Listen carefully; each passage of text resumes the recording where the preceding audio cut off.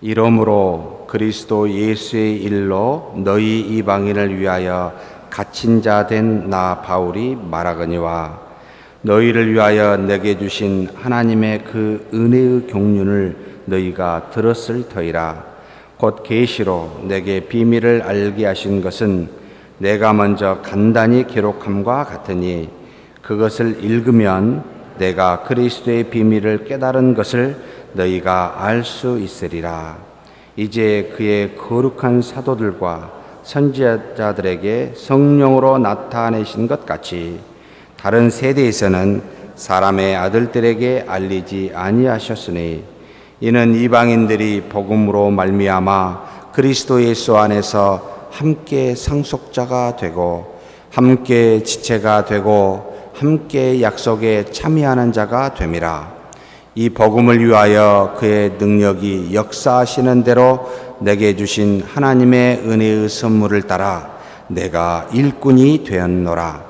모든 성도 중에 지극히 작은 자보다 더 작은 나에게 이 은혜를 주신 것은 측량할 수 없는 그리스도의 풍성함을 이방인에게 전하게 하시고 영원부터 만물을 창조하신 하나님 속에 감추어졌던 비밀의 경륜이 어떠한 것을 드러내게 하려 하심이라. 이는 이제 교회로 말미암아 하늘에 있는 통치자들과 권세들에게 하나님의 각종 지혜를 알게 하려 하심이니 곧 영원부터 우리 주 예수 그리스도 예수 안에서 예정하신 뜻대로 하신 것이라. 우리가 그 안에서 그를 믿음으로 말미암아 담대함과 확신을 가지고 하나님께 나아감을 얻느니라. 그러므로 너희에게 구하노니 너희를 위한 나의 여러 환난에 대하여 낙심하지 말라. 이는 너희의 영광이니라. 아멘. 어제 우리가 교회의 형성에 대해서 살펴보았습니다. 교회란 하나님의 복음으로 말미암아 신령한 영적인 하늘의 복을 갖고 있는 하나님의 아들된 사람들이 모여 교회의 기초, 근원이 되어 창세 전부터 예정하신 뜻대로 이루어진 너무나도 귀한 모임, 장소, 회중을 교회라 했는데 이 교회 안에 죄가 있었습니다. 가라지가 있습니다. 하나님이 바로 죽이시기도 하지만 반드시 추수 때에는 없애 하나님의 심판이 임하게 될 겁니다. 가라지가 누군지는 모르지만 믿지 않는 가라지가 있다라는 것. 그러나 또 믿는 사람 중에 파당이 있어 싸움이 서로 갈등이 있다는 것.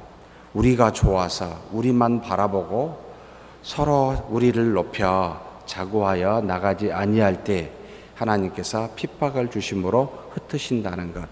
하나님의 완전한 은혜를 받았음에도 불구하고 우리는 굉장히 많은 문제를 갖고 있습니다. 그런데 그런 우리가 하나님 안에서 문제 있음에도 불구하고 성령의 하나님과 주 예수 그리스도께서 주신 그 믿음을 떠나지 않도록 우리를 보존하고 계시는데 그 위에 서 있는 것이 바로 교회입니다. 그게 무엇으로 표현되어 있었습니까?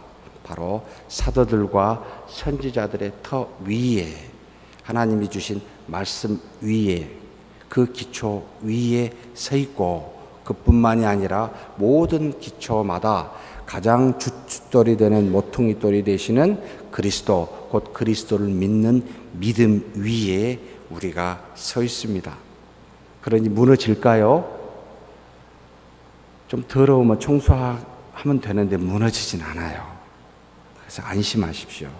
청소만 하시면 돼요. 이런 문제 있는 교회 안에 결국 성령의 하나님과 우리 주 예수 그리스도께서 주신 믿음으로 서 있는데 이렇게 해서 우리가 뭐가 됩니까? 서로 건물이 연결되어져서 하나가 된다는 겁니다. 이건 다음에 하게 될 텐데 그리고 확장돼 갑니다. 무엇이 됩니까? 거룩한 하나님의 전이 되기 위해서.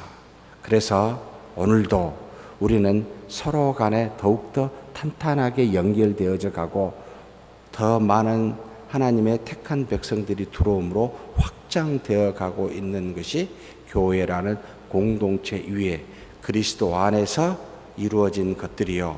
우리 각자는 성령 안에서 하나님이 머무를 만한 초소가 되도록 우리 성령께서 우리에게 함께 지어져 갑니다. 함께 누구와 함께입니까? 그리스도 예수와 곧 하나님과 함께 점점 지어져 가는데 이것을 성화되어진다. 좀 더 거룩하게 되어진다. 경건하게 되어진다라는 말로 표현이 가능합니다. 오늘은 이렇게 문제 있음에도 불구하고 점점 그리스도 안에서 성령 안에서 세워져 가는 우리 어떤 사명을 어떤 일을 하라고 주셨는데 이 일을 하나님이 주시고 그래 한번 해봐라 라고 하는 것이 아니라 우리 안에 계셔서 그분이 주동하여 일을 하시는 그것이어서 우리는 능동적인 상태가 아니라 사실 수동적인 상태로 그분이 하신 일을 따라가는 주장대로 이끌어져 가는 모습임을 보여주는 건데 무엇하라? 결론적으로 이방인에게 전하라라는 거였습니다. 믿지 않는 자들에게 이 사실을 드러내라는 겁니다. 사실 능동적인 것은 아닙니다. 내 안에 계신 분을 따라 그대로 가라라는 표현을 우리에게 하고 있습니다. 좀씩 살펴보도록 하겠습니다. 그리스도 예수의 일로 너희 이방인을 위하여 갇힌 자 된 나 바울 말하면서 자신에 대해서 지금 드디어 이야기를 합니다. 나는 지금 로마의 감옥에 갇혀 있습니다. 그런데 어떤 일로? 내 일로가 아니라 그리스도 예수의 일로 현재 자신은 갇혀 있다. 지금 자신이 로마에까지 끌려간 일은 전적으로 복음, 그리스도 예수의 일로 그리스도를 전하는 일 때문에 갇혀 있습니다. 근데 이 일을 왜 했습니까? 누구를 위하여? 바로 이방인을 위하여. 그리스도의 일로 이방인을 위하여 갇힌 자 된 나 바울.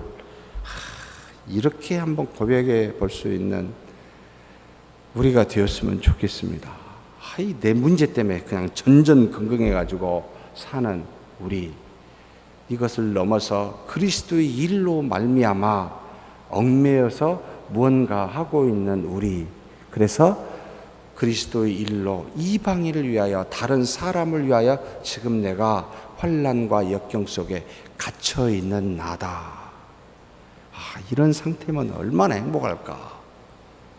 행복하겠죠, 그죠?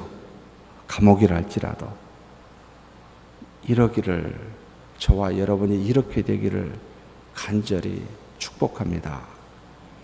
그러면서 너희를 위하여 내게 주신 하나님의 그 은혜의 경륜을 너희가 들었다라고 말합니다. 너희를 위하여 무엇을 들었다? 내게 주신 하나님의 은혜의 경륜. 무엇을 말합니까? 이 앞에 1장, 2장에서 다 말한 겁니다. 하나님이 우리에게 주신 그 은혜, 하늘에 속한 영적인 복, 아들들이 되는 것, 하나님의 나라는 곧 하늘의 것과 땅의 것이 연합되어 통일되는 것, 이와 같은 엄청난 하나님의 은혜를 다 지금 알려주어 너희가 들었다라고 말하고, 이것은 곧 계시로 보여주심입니다. 자기가 지혜로 깨달아 아는 것이 아니라 하나님이 자기에게 드러내 보여주심으로, 계심으로 내게 비밀을 알게 하신, 비밀이라는 미스테리오스라는 표현을 쓴 건 인간의 이성으로는 절대로 도달할 수 없는, 그래서 알 수 없는 영역을 미스테리오스라는 표현을 썼는데 비밀이라는 말을 썼습니다. 하나님이 자신을 우리에게 알려주지 아니하시면, 하나님이 가지고 계신 그 은혜를, 그 구원을 드러내 보여주지 아니하시면 알 수 없기에 비밀이라는 말을 썼는데, 하나님께서 직접 계시로 이 바울에게 비밀을 알게 하신 것, 내가 먼저 간단히 앞에 너희들을 위해서 기록하지 않았느냐라고 바울이 이야기를 하면서 너희가 내가 기록한 이것을 계시된 이 하나님의 비밀을 읽으면 내가 그리스도의 비밀을 깨달은 것을 너희가 알 수 있으리라. 에베소서 1장, 2장만 읽어도 깊이 묵상하여 그걸 되뇌어 여러분이 읽어도 그리스도의 놀라운 비밀의 그 은혜를 알 수 있을 것이다. 읽으셨지요? 아니, 여기서 말고 집에서 따로 읽으셨지요? 로마서하고 에베소서는 신자라면 적어도 100번 이상을 읽어야 됩니다.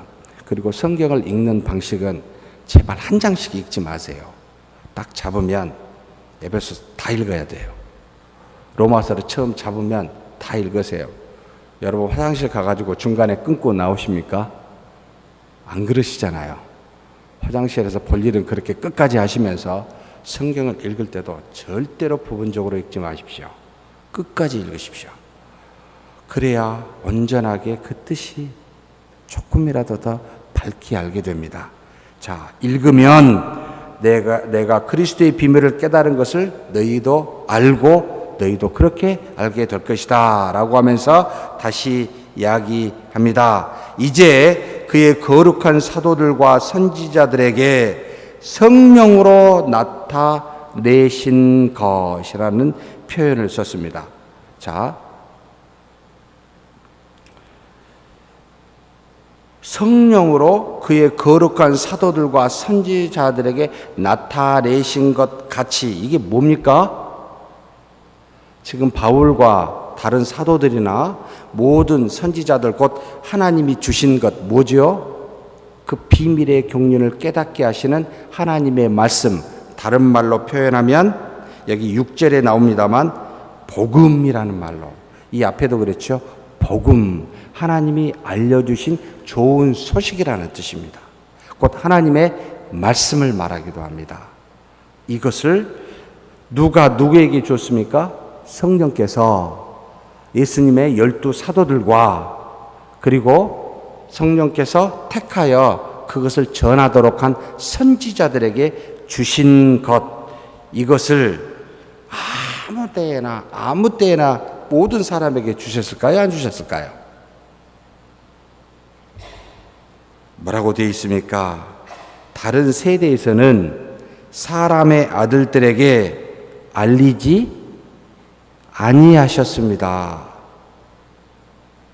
굉장히 중요한 말씀입니다. 성령께서 특정한 사람에게 특정한 기간에 이것은 하나님의 말씀이니 그를 감동하여 우리에게 주셔서 성경 66권이라는 것이 현재 저와 여러분에게 주어졌습니다. 제발 66권 외에 다른 말을 하는 사람들 조심하시고 그들을 경계하십시오. 어찌하여 이게 하나님의 뜻입니다, 하나님의 말씀입니다 라고 감히 하나님의 66권의 말씀이 아님에도 불구하고 그 담대하게 말할 수 있습니까? 성령께서 우리에게 오사 알려주신 것은 성경에 나와 있는 것일까요? 성경에 나와 있지 않는 것일까요? 성경의 저자는 누구입니까? 성령이라고 말합니다. 성령께서 감동하심으로 그에게 알려주셨습니다. 그런데 모두에게가 아니고 지정된 사람에게 알려줬습니다. 성경은 곧 하나님의 말씀은 66권으로 AD 100년 곧 요한까지 완전히 종결되었습니다. 더 이상 우리에게 하나님의 말씀이라는 것으로 계시되어 성령께서 역사하여 이건 하나님의 말씀이다, 66권에 안 나왔는데 내가 깜빡 잊어버리고 그만 다시 줘야 되겠다, 그러니 이걸 전해라 라고 주신 적이 없습니다. 그러니 하나님의 뜻이라고 말하며 성경이 아닌 내용을 말한 사람들을 우리는 거짓 선지자라고 지칭합니다. 경계하십시오. 우리가 또 그런 사람이 될 수도 있습니다. 디모데에게 4장 읽어보십시오. 디모데전서 4장에 바울이 성령으로 계시를 받아 악한 영이, 지금 디모데가 에베소에 있는데 악한 영이 나타나 교회를 혼란시킬 거라고 미리 알려줍니다. 거짓 가르침을. 뭐라고 이야기한지 아십니까? 교사인데 금식하십시오. 싱글로 사십시오. 결혼하지 마시고. 이것이 하나님의 뜻이에요. 금식하면 거룩하게 돼요. 아니, 여러분 결혼해 보시면 알잖아요. 그냥 너무 문제가 많아요.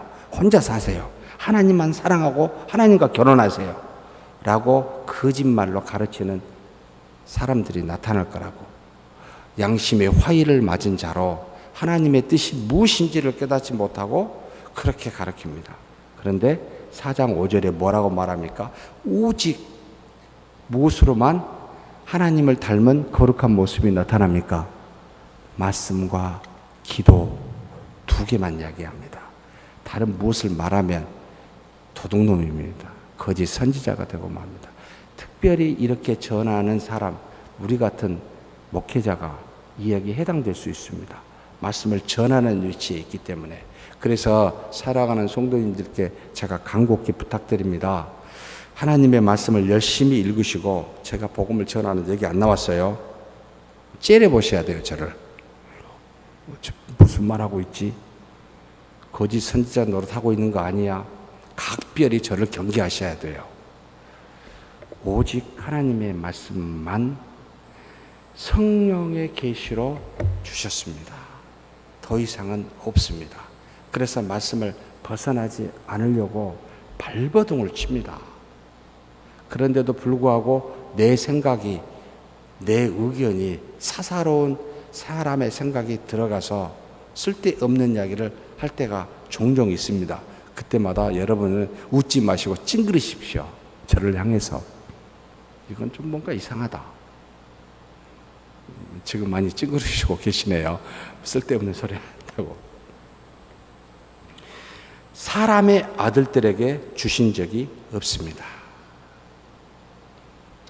그러면서 6절에 이는 이방인들이 복음으로 말미암아 그리스도 예수 안에서 함께 상속자가 되고 함께 지체가 되고 함께 이 약속에 참여하는 자가 됨이라. 하나님이 이렇게 사도들과 선지자들에게 성령의 감동으로 하나님의 말씀 곧 복음을 주신 이유는 그 이방인들로 말미암아 그들을 변화시키고 이 복음으로 말미암아 그리스도 예수 안에서 그리스도와 함께 상속자가 되고 그리스도와 함께 지체가 되고 그리스도와 함께 약속에 참여하는 자가 되게 하기 위해서 유대인만 아니라 복음을 받은 선지자나 사도들만 아니라 이것을 준 것은 이 외에 다른 이방인들에게도 내가 너에게 준 이 복음으로 말미암아 그리스도와 함께 상속자가 되고 지체가 되고 함께 약속의 그 나라에 들어갈 참여할 자가 되도록 하기 위해서 줬습니다.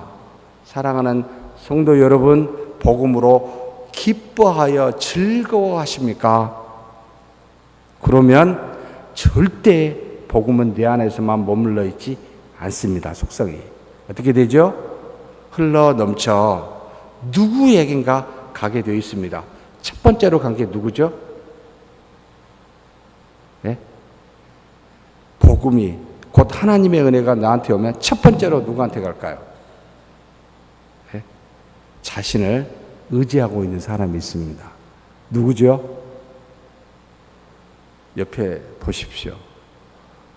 사랑하는 남편, 아내, 자기의 자녀에게. 그래서 주 예수를 믿으라. 그리하면 무엇과 무엇이 구원을 받으라 그랬습니다. 주 예수를 믿으라 그러면 믿는 사람만 구원 받아야 되는 거 아니에요? 그런데 너와 내 집이, 정말 놀라운 표현입니다. 이게 복음의 속성을 말합니다. 하나님의 은혜는 머물러 있는 법이 없습니다. 반드시 흘러갑니다. 자기의 가족들에게 흘러가게 되어 있습니다. 그래서 믿는지 믿지 않는지 모르지만 우리가 아이들에게 뭘 줘요? 유아 세례를 줍니다. 무슨 뜻인지 아십니까? 하나님의 구원의 은혜를 부모에게 주었다면 이 구원받은 하나님의 은혜는 자기에만 머무르는 것이 아니라 특별히 100% 자기를 의지하고 의존하고 있는 육체적으로든 정신적으로든 의지한 자기의 자녀들에게 그대로 흘러가는 것을 믿고 있기 때문에, 복음의 속성을 우리가 알기 때문에 유아 세례를 줍니다. 하나님의 자녀라. 나중에 크면 하나님의 자녀로서 스스로 고백하여 입교식을 하게 되겠지만, 그러나 그 전에도 이 복음은 흘러갑니다. 반드시 이방인에게로 흘러가게 되어 있습니다. 누구에겐가로 가게 되어 있는 것이 곧 복음입니다. 그러니 교회는 모여 있을 수만 없습니다. 이 복음 때문에 저절로 밖으로 나가게 되어 있습니다. 이거 좀 들어보시라고, 이 복음 좀 어떻게 받아보시라고, 하나님의 은혜의 크심이 어떠한지 알아보시라고 말하고 싶어집니다. 견딜 수가 없습니다. 특별히 사랑하고 아는 사람한테는 더더욱 그렇게 되어 있습니다. 그래서 이방인에게까지 갑니다. 이 복음을 위하여 7절에 그의 능력이 역사하시는 대로 내게 주신 하나님의 은혜의 선물을 따라 내가 일꾼이 되었다. 자, 이 바울이 일꾼이 되었습니다. 봉사자가 되었습니다. 하나님의 은혜를 받아 하나님의 자녀가 되었는데 자녀로서만 머무르는 것이 아니라 이제는 종이 되어버린 겁니다. 왜요? 복음의 속성 때문에, 나아가서 전하는 그 일 때문에 일꾼이 되어버렸습니다. 주인이었어요. 하나님의 자녀였어요. 하나님이 주신 은혜를 누릴 만한 사람이었어요. 무엇인지 할 수 있어요. 그럼에도 불구하고 내가 다 가하나 다 행하지 아니함은 전부가 다 나에게 유익한 것이 아니요 모두에게 유익한 것이 아니기 때문입니다. 나는 하나님의 일꾼으로 이 복음을 전하는 그와 같은 사명을 받았으니 내가 잠잘 수도 있고 남들처럼 개바처럼 안 해도 가정도 꾸릴 수도 있지만 나는 안 합니다. 왜요? 이 복음의 이 일꾼 된 것 때문에, 하나님이 종이 되었기 때문에 나는 그와 같은 일을 합니다 라고 고백하는 것처럼, 사랑하는 성도 여러분, 우리는 하나님의 자녀이면서 동시에 뭐요? 일꾼이에요. 종이에요. 자녀로서의 기쁨을 누릴 수 있지만 일부러 다 누리지 않습니다. 종이기 때문에. 그러니 앉아서 은혜만을 받아 먹으려고 여러분 입 벌리지 마시고, 입 벌리는 사람을 향하여 하나님의 일꾼이 되어 도구가 되어 그 은혜를 그 사람에게 주십시오. 여기까지 가는 것을 제자라, 입만 벌리고 있는 사람들을 신자라, 우리는 그렇게 부릅니다. 제자이십니까? 신자이십니까? 제자까지 가는 저와 여러분이 되기를 간절히 축복합니다. 그러면서 재밌는 표현은 되는데, 일꾼이 어떻게 됐어요? 그의 능력이 역사하시는 대로 내게 주신 하나님의 은혜의 선물을 따라. 굉장히 다양하게 역사하십니다. 굉장히 다양한 은혜의 선물을 주십니다. 그래서 똑같은 형태로 똑같은 일들을 하는 일꾼이 아니라 굉장히 다양한 형태의 일꾼들이 나타나게 되어 있습니다. 어떤 분은 정말로 청교실에서 봉사하고, 찬양대에서 봉사하고, 정말 밖에서 봉사하고, 수많은 형태의 봉사자, 어떤 형태로, 어떤 사람은 음식을 줘서 복음을 전하는 사람이 있는가 하면, 어떤 사람은 또 간절히 기도하면서 복음을 전하는 사람이 있는가 하면, 어떤 사람은 정말로 매일마다 찾아가서 그의 어려움들을 돌봐주고 그 사람을 마음을 품어주는 이와 같은 굉장히 다양한 하나님이 주시는 그 능력에 따라 주시는 그 선물, 그 은혜의 선물이 너무나 다양하기 때문에 이것에 따라 나는 일꾼이 되었다. 그러니 동일하지 않아요. 일꾼인데 동일한 방식은 아니에요 라는 말을 우리에게 해주고 있습니다. 그러면서 이 복음을 위하여 뭐라고 말합니까?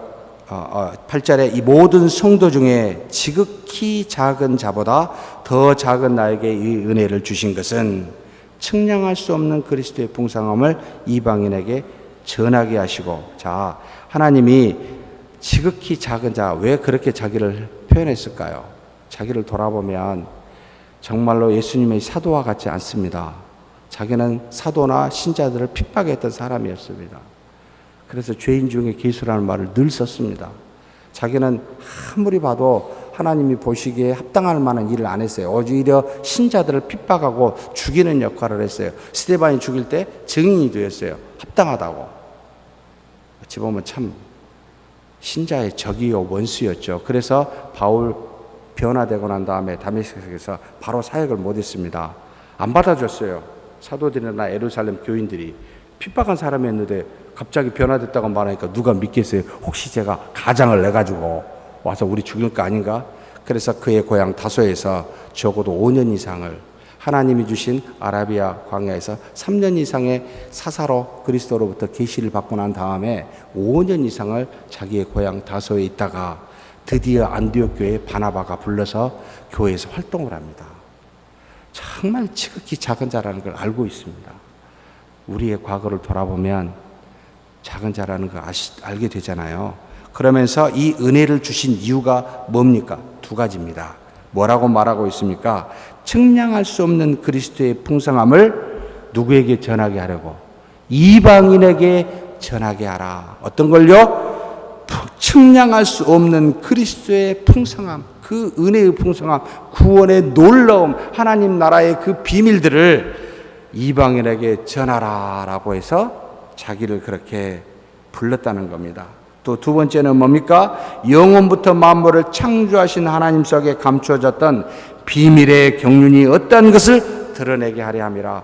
이방인에게도 전하지만 하나님이 그 주신 놀라운 정말로 하나님 속에 감추어졌던 비밀의 경륜이 어떤 것인지를 드러내는 겁니다. 그 은혜의 영광을 참미케 찬송케 하려 함이라 라는 표현을 쓰고 있죠. 자기의 삶에서 전하든지 전하지 않든지 그리스도의 놀라운 그 은혜의 비밀을 드러내는 겁니다. 나타내는 겁니다. 가정에서, 교회에서, 머무는 감옥에서 어디서든지 그저 그렇게 나타내는 이 두 가지 때문에 불렀다. 자신을 그렇게 작은 자기에게.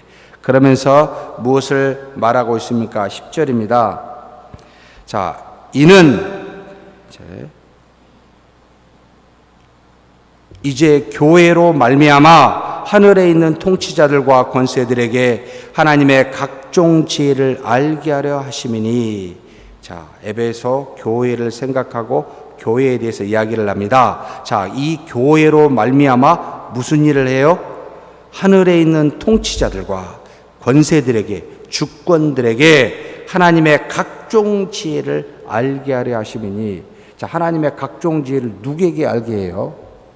굉장히 어려운 이야기를 썼습니다. 우리가 잘 이해를 못하는 부분이기도 합니다.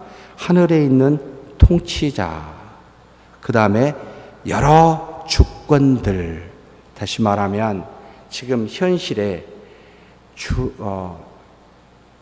주류라고 이야기합니까? 현실을 좌지우지하고 있는 모든 세상에 있는 권세 힘들에게 말을 합니다. 그들에게 무엇을 알게 해요? 하나님의 각종 지혜를 알게 하려 하시리라. 누구를 통하여? 교회를 통하여. 사랑하는 성도 여러분, 우리 서문교회가 하나님의 각종 지혜를 드러내서 세상에 권세 있는 사람들, 악한 영, 정말로 이 세상이 최고다, 위대하다, 그러니 이 세상의 모든 조류에 따라 살아라 라고 말은 하지 않지만 그렇게 영향력을 주어 돈이 최고예요, 건강이 최고예요, 인생에 뭐가 있어요? 돈과 건강이 최고예요 라고 말하는 이와 같은 세상의 조류라고 하는 사고와 사상에 대해서 여러분, 우리는 담대하게 하나님의 각종 은혜가 무엇인지, 이것을 넘어서 놀라운 은혜가 무엇인지를 드러내야 합니다. 드러내고 계십니까?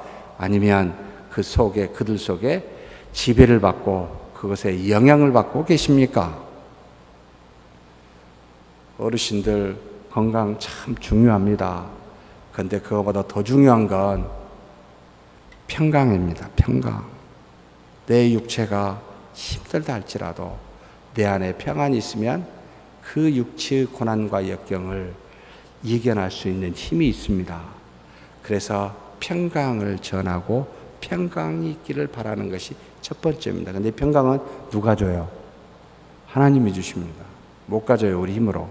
편안은 육체적인 거죠.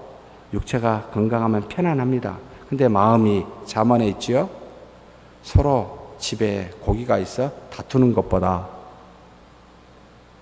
채소가 있어도 화목하는 것이 나으니라. 우리 안에 평안이 있으면 밖에 있는 환경은 더 이상 문제가 되지 않습니다. 이게 바로 교회의 모습입니다. 그러니 기도 제목의 첫 번째는 현실의 문제를 해결하는 것, 기도하셔야 돼요. 일용할 양식을 구하라고 주기도문에 말씀하셨기 때문에. 근데 그보다 먼저 하나님에 대해서, 하나님의 나라에 대해서 먼저 크게 전하라. 평안이 있을지어다 라고 하는 것이 우선입니다. 그리하면 그 나라와 의를 구하면 무엇을 더합니까? 이방인들이 구하는 다 주시리라. 평안이 있으십시다. 평안을 전합시다.